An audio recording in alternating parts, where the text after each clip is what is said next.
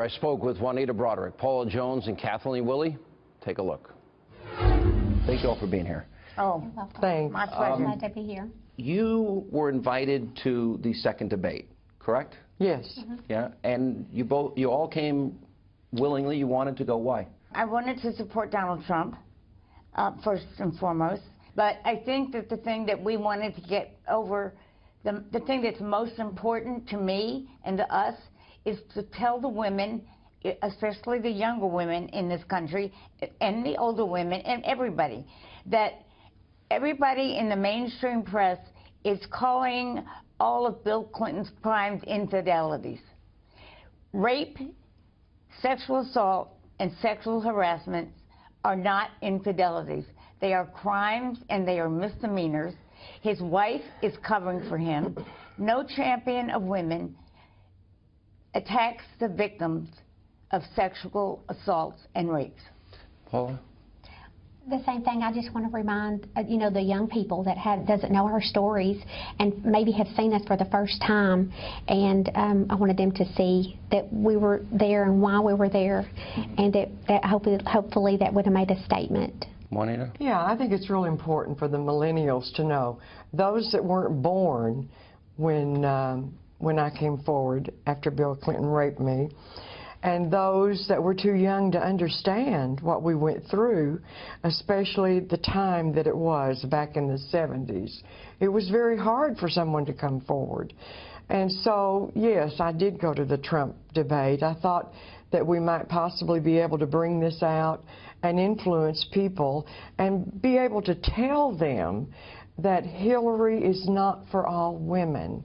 Hillary is only for one woman, and that's herself. I think you raise a really good point, because I think there is this whole generation of people that do not know your stories. Right. Over the years, I've had the opportunity to get to know all of you and interview all of you.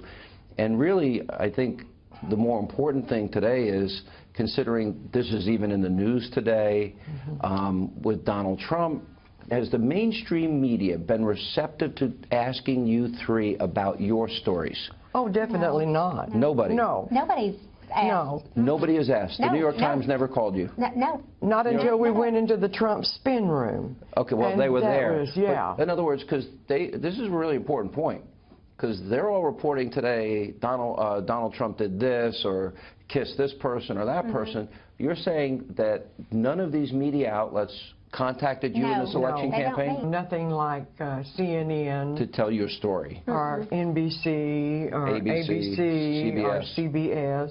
What, with 26 days to go and they haven't contacted you, does that reek of politics to you? Absolutely. Oh my goodness, yes. Should tell you something. Oh, yeah. Well, let me give you the opportunity for those people that have never heard your story. Well, Juanita, we'll start with you. Back in 1978, when I was working for Bill Clinton's campaign for governor, I was raped by Bill Clinton. I was viciously raped.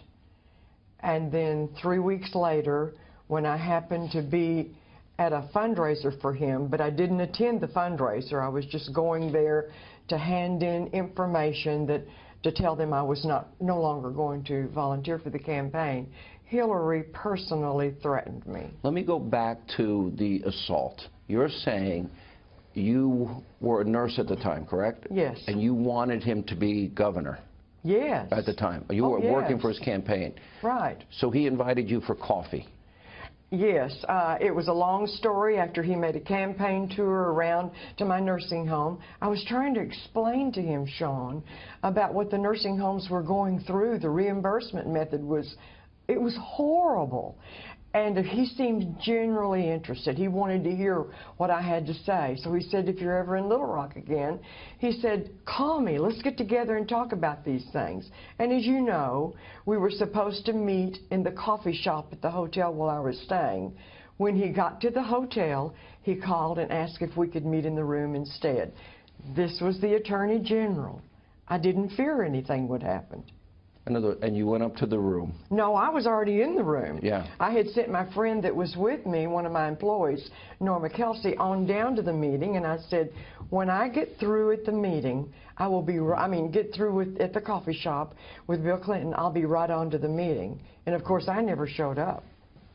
And this was a violent sexual attack. Yes. And when it was over, there was this moment you told me the first time I interviewed you that he said to you as he's walking out the door, he says, you better get some ice on that, referring to my lip, which was bleeding, and at least that time, by that time, was 4 times the size that it should be. I was frightened he was going to bite my lip off. and you immediately told your friend what had Yeah, happened. she came to the room when I didn't show up for the meeting. Yeah. And she just came out here approximately 2 to 3 weeks ago. She's been frightened to come out and told to, you know, to the Breitbart people the condition that she found me in. And it's just, when I reread what she told from back then, it was painful to even hear it from her again. You know, how she found me. You know, I knew how I was, but it was hard. You told her, did you tell other people at the time too? Yes, about 4 to 5 others. And they've all corroborated your story that you Yes. told them at the time. Yes. But he was the Attorney General. You were afraid to speak publicly or report it. Oh, he could close the doors of my business. Yeah, they say, well, why didn't you go to the police? He was the police. He was the main person in Arkansas, the Attorney General, and then he became the governor.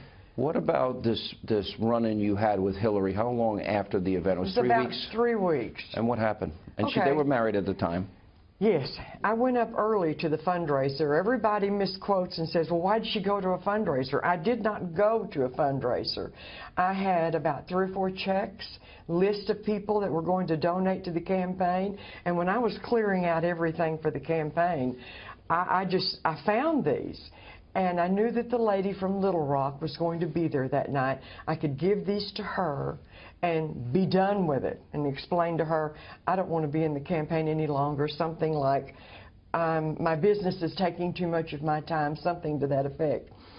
So I did give her these things, and then just when we were starting to leave, about 20 minutes before the fundraiser began, a gentleman, a pharmacist in the area who was very much for Bill Clinton, but didn't know my story. He didn't know anything, came over to me and was so excited because he said the topic of the conversation the entire way from the airport was Bill and Hillary Clinton asking questions about you. So that's when I turned to my friend and I said, let's go. But as he steps away, here comes Hillary, straight to me. Beeline to you. Beeline. She comes straight to me and says to me, big smile, very pleasant voice, says to me, I'm Hillary Clinton. It's so nice to meet you. I just want to thank you for everything that you do for Bill's campaign. And I was just going to turn and leave. I nodded, was going to leave. And then I feel somebody grabbing my arm, and I thought it was somebody behind me. And it was her, and she pulls me back close to her. And she pulls me into her. Forcefully, in a way, pulled you. Yeah, oh yeah. With one hand of hers, she's got my hand. With the other hand, she's got my arm. And she pulls me in close to her. And of course, that very sweet voice fades to a very angry voice, a very low voice. And she pulls me close to her. And she says, do you understand everything you do? And that just scared me to death. And you took that to mean she knew. I've always thought that. People come back to me and say, well, how do you know that's what she meant? You would have had to have been there. You would have had to have been standing where I was. And that woman looking straight in my eyes, very angrily saying that to me. I felt like at that moment she knew everything and was saying, you better keep quiet. There's just nothing that can change my mind. Wow. You don't recover from something like this. No. It's been hard. I've had a good life. You know, I have a good family. I have a wonderful church. I have wonderful friends. But this just stays there in the back of your mind. You can't ever get rid of something like that. You recently were quoted saying you're afraid if she becomes president. Oh, Why? definitely. What, because of Yeah. you don't know what she's capable of? Or? I don't know what she's capable of. I know what she's done to me in the past, but I don't know what she's capable of.